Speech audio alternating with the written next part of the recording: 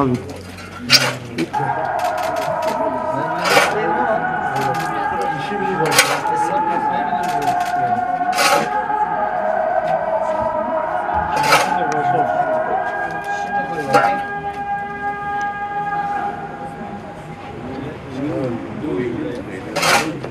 Hayırlı uğurlu olsun. Dur su dökme şimdi.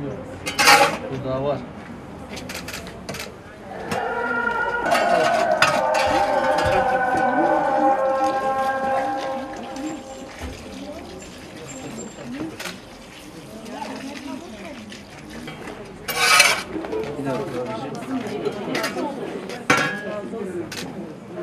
Eline sağlık başkanım, çok güzel olmuş.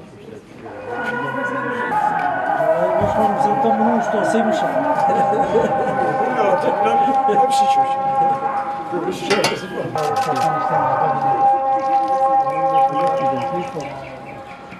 hayırlı uğurlu olsun arkadaşlar. Hayırlı olsun. Ama ne zaman dola biraz yoksa şey yok. Ahmet bir tarafa gel.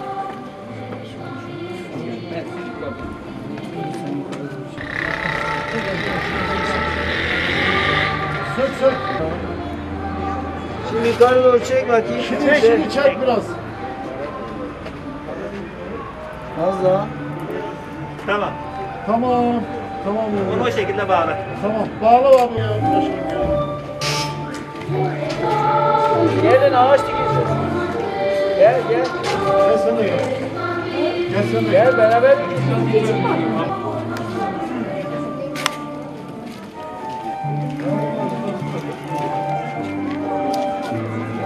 Dur hep sadece.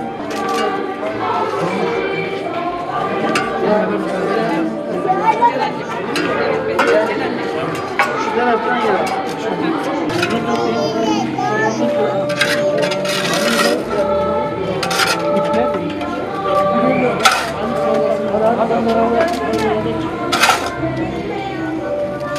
Hadi. Hadi tut Mustafa. Mustafa ile beraber dikiyoruz. Hadi Mustafa. Hop.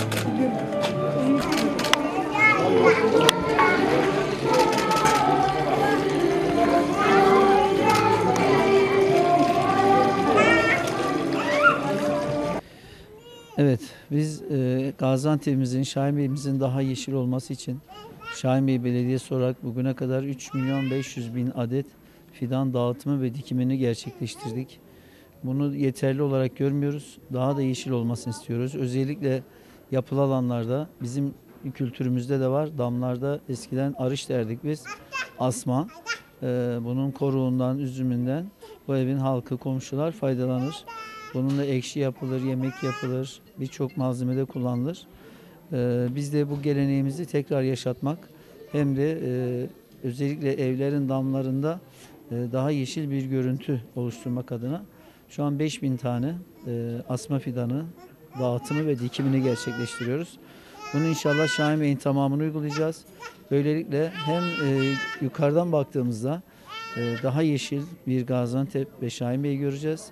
Hem de bu faydalı bir bitki, üzümünden, koruğundan o evin halkı ve komşular inşallah faydalanmış olacak. Evlerine, damlarına asma fidanı dikmek isteyen vatandaşlarımız gerek Park Bahçeleri Müdürlüğümüze müracaat ederek oradan alabilirler. Gerekse de biz yapmış olduğumuz organizasyonla mahalle mahalle ekiplerimizle birlikte dolaşıp bunları direkt yerlerine dikmiş olacağız. Sağ olsun başkanımızın isteğimize göre gönderdiğinden dolayı teşekkür ediyoruz kendine. Asma aşırı derecede istiyordum ben. Çok teşekkür ediyorum kendisine.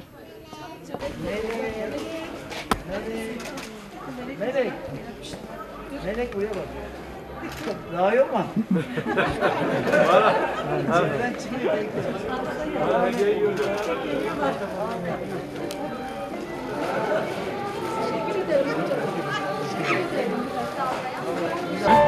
Kurumuş.